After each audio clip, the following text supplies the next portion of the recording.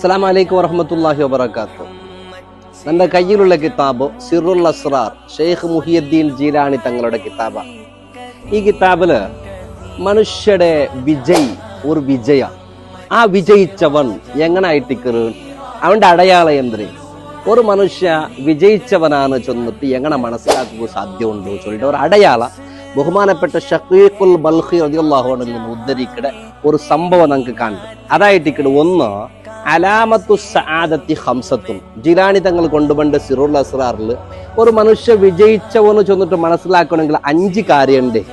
ഒന്ന് ലയ്യിനുൽ ഖൽബി വകസ്റത്തുൽ ബുകാഇ വസ്സുഹുദി ഫിദ്ദുനിയ വഖസ്റിൽ അമലി വകസ്റത്തിൽ ഹയാ. ഒന്ന് നല്ല മനസ്സായിട്ടിക്കട്, എന്തിനെ ചൊന്നെങ്കിലും സൈലന്റ്, മനസ്സൊമത്തെ നജ, മിണ്ടാതെയിക്ക, ചൂടാവുകയില്ല, പ്രതികരിക്കുകയില്ല, ഒന്നുമില്ല. നല്ല ഒരു മനസ്സുള്ള ഒരുത്തൻ വിജയിച്ചവൻ. രണ്ടാമത് ചൊല്ലിട്ട് ബഹുമാനപ്പെട്ട അതേ ഷഖീഖുൽ ബൽഖി റഹിമഹുല്ലാഹ് വകസ്റത്തുൽ ബുകാ, എപ്പോഴും കരഞ്ഞോണ്ടിക്ക, റബ്ബിനെ പേടിച്ചിട്ടോ റബ്ബിടെ മഹത്തരമായ വിഷയങ്ങൾ ചെല്ല ബുൽപ്പുട. ഈ ബുൽപ്പുടലായിട്ടിക്കട് വിജയുടെ ലക്ഷണം. മൂന്നാമത്തെ വസ്സുഹുദി ഫിദ്ദുനിയ, ദുനിയാവിൽ നമുക്ക് അത് വേണു ഇത് വേണു ഇത് വേണു അത് വേണു ഈ ചിന്തയില്ല, അവന് ജാഹിദായിട്ടിക്കട്, അത് ഒരു വിജയുടെ ലക്ഷണം.